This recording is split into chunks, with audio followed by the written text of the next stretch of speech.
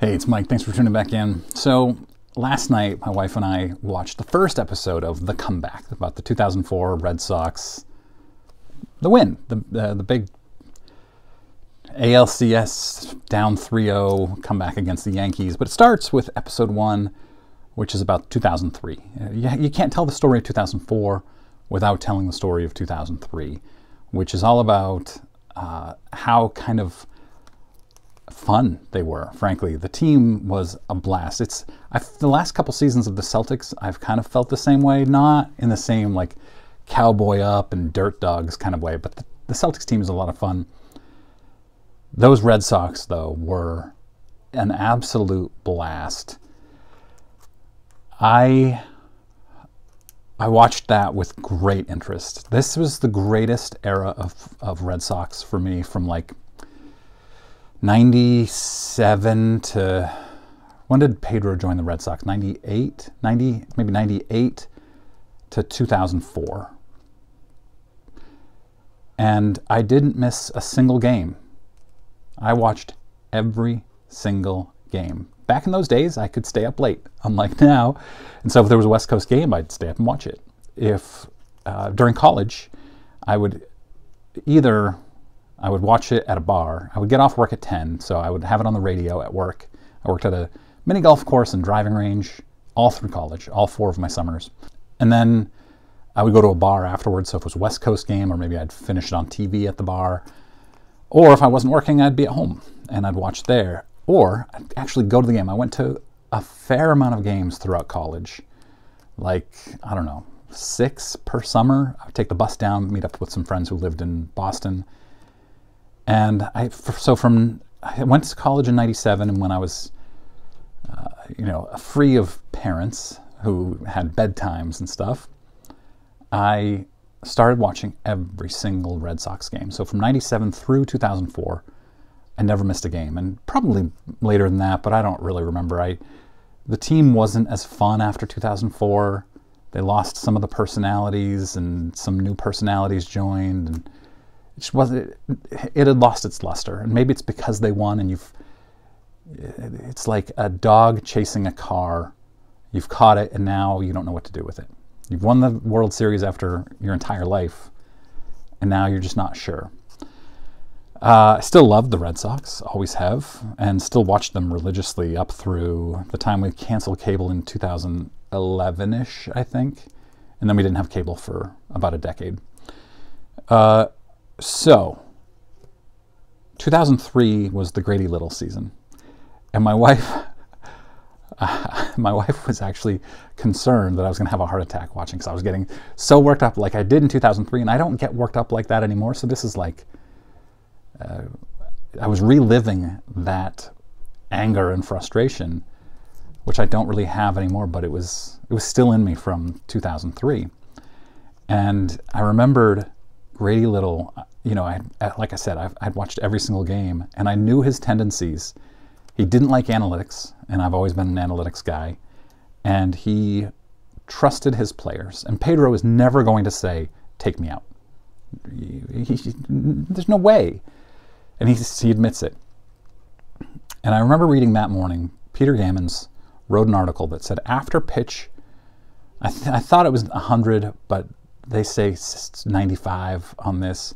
After pitch 95 or 100, the batting average against Pedro goes up to like 375. He gets knocked around if you keep him in the game.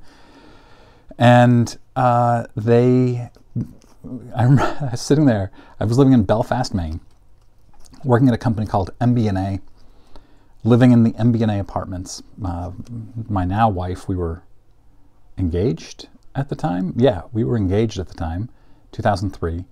Or we were married. We were married, yeah. And I was sitting on the couch with my father-in-law, who hadn't watched as many games, but he was a fan. And Grady comes out, and I had been sitting there grumbling about Pedro still in the game. And Grady comes out, and my father-in-law says, "Good, they're going to bring Pedro out." And I said, "He's not.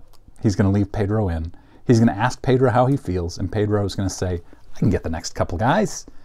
Because that's who Pedro is. And Grady needs to be a leader and say, "You're coming out." But Grady didn't. Left him in there to throw 120-something pitches, or 115-plus pitches, and they lost because of it. And ultimately, they brought in Terry Francona. Loved, huge Tito fan, huge. But that team was a blast. 2003-04, you got Trot Nixon,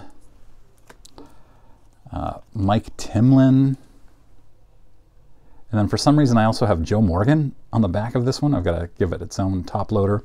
And a lot of people forget that Ellis Burks played for the 2004 Red Sox, not 2003, but I think he finished his career in 04. He played like a dozen games for them. Loved Ellis Burks. And I'm trying to collect all the 04 rookie autographs. Here's another Trot. Trot was my favorite at that time. Schilling, I have a bunch of Schilling rookie autos. They just are so cheap, and I think he's going to get into the Hall of Fame eventually. I got each of them for like $10 or $15. Here's Veritek. Tim Wakefield. These are all rookies of some sort. Here's Uke, who started in 04. Johnny Damon, the biggest idiot out there. That's how they got their nickname, the Idiots. Johnny Damon. Brian Daubach started in 04, if I remember correctly. D-Lo went to see his no-hitter. That is autographed. Tough to tell. I've got the no-hitter autograph, no-hitter ticket from when I was at the game. Here's a Nomar. I don't have the 92 Topps Traded autographed of Nomar or Veritek. I have the cards, and I've mailed them a couple times, and both have failed. Nomar, I've got a ton of Pedro autographs. Like this Pedro and Ramon brothers, Bloodlines, Upper Deck, autographed by both of them. And then, you know, so they leave him in, they fire Grady. It was infuriating. Aaron Bleepin Boone. And then 2004 happens. And I remember, I haven't gone through this yet, so haven't seen episode 2 yet, or 3, but my memory of this, my dad, much older than me, 73 years old now, and 20 years ago, so he was 53, and he'd gone a lifetime of Red Sox pain. And so, you know, he was in the, it's not going to happen, get over it, very cynical stage that a lot of 50-something-year-old people, Red Sox fans, were in 2004. And I stopped by his house in, I don't know, August of 2024. And I feel like, my memory is probably way off, but I feel like they were like 20 games under.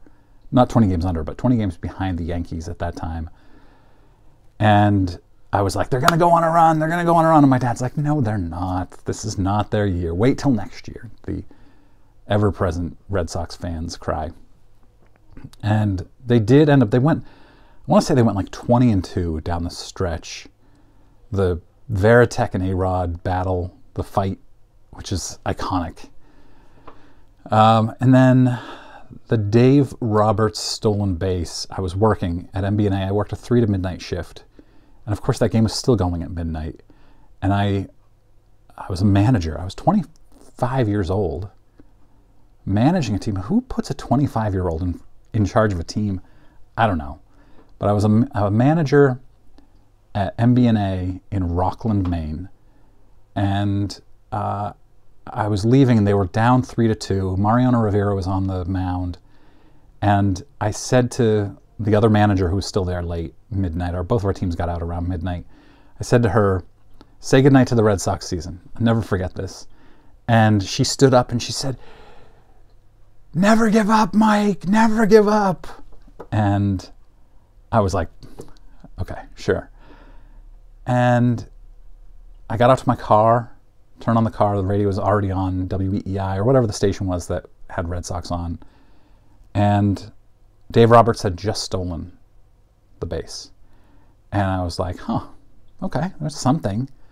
And by the time I got to the McDonald's in Rockland, just passing McDonald's, I remember this, I have this very vivid memory of Roberts scoring as I passed McDonald's. And I had a 40-something minute drive to my home in Belfast. And then they won. And it was amazing. The most amazing sporting event or occurrence in my lifetime was them. It wasn't them winning the World Series. It was them coming back against the Yankees and beating the Yankees. And it felt almost inevitable after they came back in Game 4. It just seemed like nothing else could possibly happen. Man, some awesome memories.